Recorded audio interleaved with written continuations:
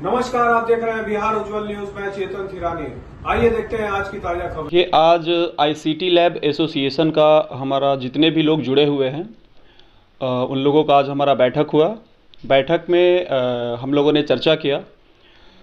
बिहार सरकार ने एक हमें पत्र जारी किया है कि आईसीटी लैब जो हम अभी बू मॉडल के तहत संचालित कर रहे हैं स्कूलों में, उसको बंद करने के लिए। अचानक से ऐसा फैसला आना हमारे लिए बड़ा ही आश्चर्यचकित और दुखी करने वाला था, क्योंकि हमारा इनिशियल एग्रीमेंट जो हुआ था वो 3 साल का हुआ था और उसको अपग्रेड करके 5 साल तक हमें इस लैब को चलाना था। अभी अचानक से फैसला आने के बाद हम इस संदर्भ में जाके बात किए विभाग से, हमें संतोषजनक जवाब नहीं मिला। तो उसके लिए हमने न्याय के लिए माननीय उच्च न्यायालय का हमने दरवाज़ा खटखटाया।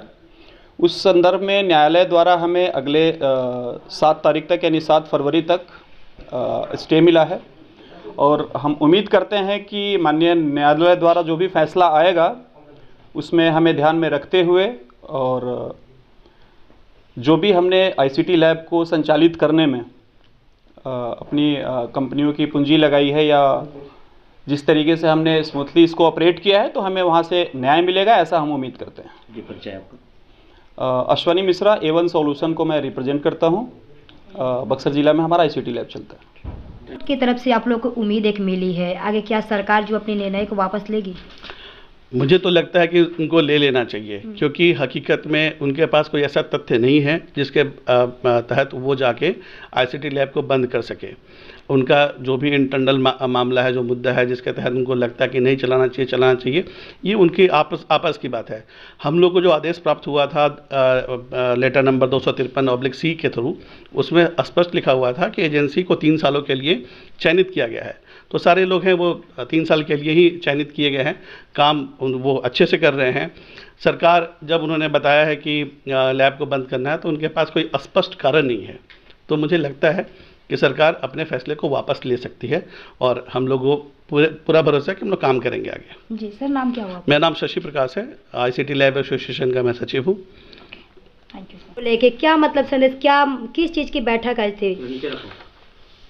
बिहार में लगभग 300 एजेंसी जो बिहार सरकार शिक्षा विभाग के द्वारा बूट मॉडल आईसीटी लैब लगाई हुई हैं, उनको लेके एक हम लोगों ने बैठक किया और उसी के तहत प्रेस कॉन्फ्रेंस भी हम लोग कर रहे हैं, जिसमें बिहार सरकार ने सारी एजेंसियों को जो अलग अलग जिलों में कार्यरत है, उन सभी एजेंसियों को इन्होंने आईसीटी लैब लगाने का कार्य दिया है, जिसमें मध्य विद्यालय और उच्च विद्यालय में लाखों बच्चे इस योजना के तहत लाभान्वित हैं, जिनको कि कंप्यूटर की शिक्षा से जुड़ा हुआ ये मुद्दा है।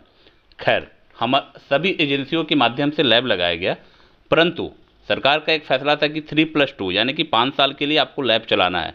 लेकिन अचानक अभी 1 वर्ष भी पूरा नहीं हुआ, सरकार का एक ऐसा फैसला आता है जिसमें हम लोगों को कहा जाता है कि आप सभी आईसीटी लैब अपने बंद करें अचानक से, जिसके तहत सारी एजेंसियां भूखमरी की कर्जे से दब गई है। अब उनको निकालना देखना ये सरकार का कर्तव्य है, परंतु सरकार यहाँ पे कोई भी उम्मीद हमें शिक्षा विभाग से नहीं मिला।